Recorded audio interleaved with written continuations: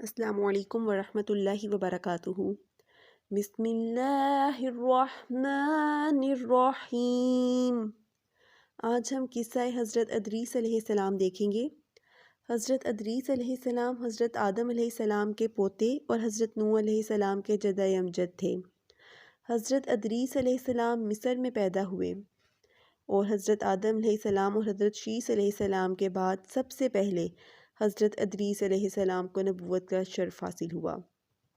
حضرت ادریس علیہ السلام کا اصل نام اخنوخ ہے اور ادریس ان کا لقب ہے، کیونکہ ادریس تدریس سے نکلا ہے جس کے معنی ہے کتابیں پڑھنا، اسی لیے آپ علیہ السلام کو ادریس کہتے ہیں، کیونکہ حضرت ادریس علیہ السلام کو کتابیں پڑھنے کا بہت شوق تھا اور آپ نے درزی کا کام سب سے پہلے کیا اور سب سے پہلے آپ نے ہی کپڑا سیا اور پہنا۔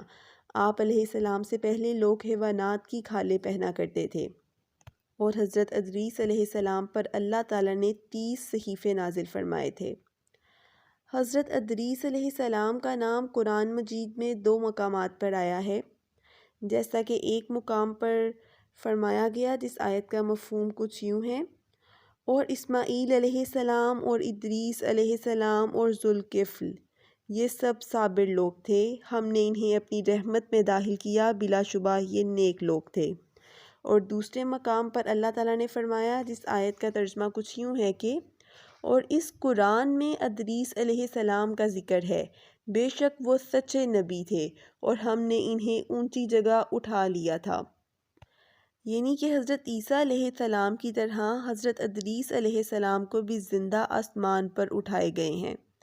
کہا جاتا ہے کہ دنیا میں نجوم و حساب کا علم، قلم سے لکھنا، کپڑا سینا، ناپ تول کے آلات اور اسلحہ کا بنانا اول انہی سے چلا تھا، اور معراج کے موقع پر چوتھے آسمان پر نبی کریم صلی اللہ علیہ وآلہ وسلم کی ملاقات حضرت ادریس علیہ السلام سے ہوئی تھی۔